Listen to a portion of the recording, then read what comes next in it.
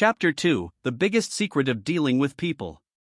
There is only one way under high heaven to get anybody to do anything. Did you ever stop to think of that? Yes, just one way.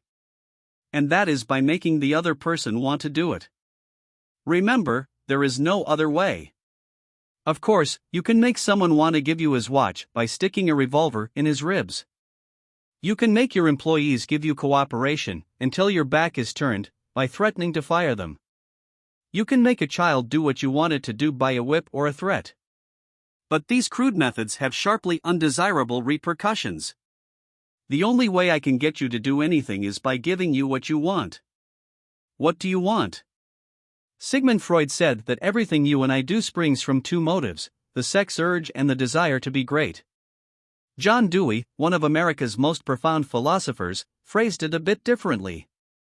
Dr. Dewey said that the deepest urge in human nature is the desire to be important. Remember that phrase, the desire to be important. It is significant. You are going to hear a lot about it in this book. What do you want? Not many things, but the few things that you do wish, you crave with an insistence that will not be denied. Some of the things most people want include 1. Health and the preservation of life. 2. Food. 3. Sleep. 4. Money and the things money will buy. 5. Life and the hereafter. 6. Sexual gratification. 7. The well-being of our children.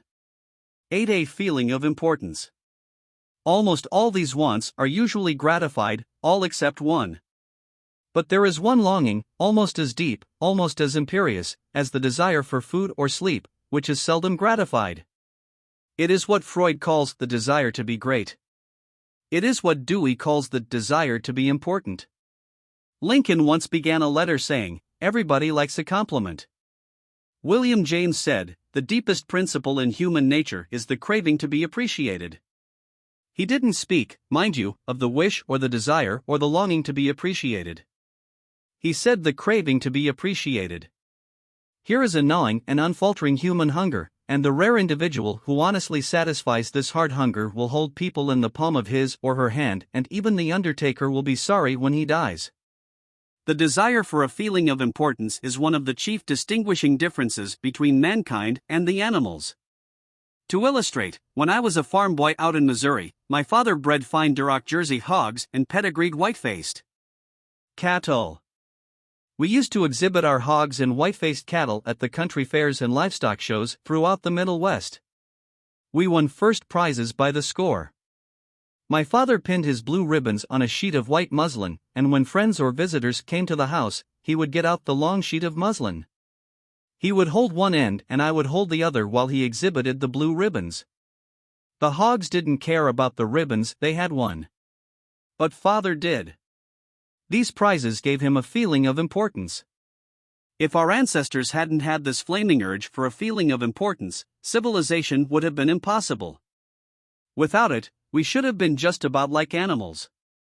It was this desire for a feeling of importance that led an uneducated, poverty-stricken grocery clerk to study some law books he found in the bottom of a barrel of household plunder that he had bought for 50 cents. You have probably heard of this grocery clerk. His name was Lincoln. It was this desire for a feeling of importance that inspired Dickens to write his immortal novels. This desire inspired Sir Christopher Wren to design his symphonies in stone. This desire made Rockefeller amass millions that he never spent. And this same desire made the richest family in your town build a house far too large for its requirements. This desire makes you want to wear the latest styles, drive the latest cars, and talk about your brilliant children. It is this desire that lures many boys and girls into joining gangs and engaging in criminal activities. The average young criminal, according to E.P. Mulroney, one-time police commissioner of New York, is filled with ego, and his first request after arrest is for those lurid newspapers that make him out a hero. The disagreeable prospect of serving time seems remote so long as he can gloat over his likeness-sharing space with pictures of sports figures, movie and TV stars and politicians. If you tell me how you get your feeling of importance, I'll tell you what you are. That determines your character. That is the most significant thing about you. For example, John D. Rockefeller got his feeling of importance by giving money to erect a modern hospital in Peking, China, to care for millions of poor people whom he had never seen and never would see. Dillinger, on the other hand, got his feeling of importance by being a bandit, a bank robber and killer. When the FBI agents were hunting him, he dashed into a farmhouse up in Minnesota and said, "I'm Dillinger." He was proud of the fact that he was public enemy number one. "I'm not going to hurt you, but I'm Dillinger," he said. Yes, the one significant difference between Dillinger and Rockefeller is how they got their feeling of importance.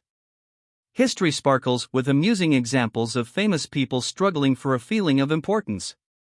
Even George Washington wanted to be called His Mightiness, the President of the United States, and Columbus pleaded for the title Admiral of the Ocean and Viceroy of India. Catherine the Great refused to open letters that were not addressed to Her Imperial Majesty, and Mrs. Lincoln, in the White House, turned upon Mrs. Grant like a tigress and shouted, "How dare you be seated in my presence until I invite you?"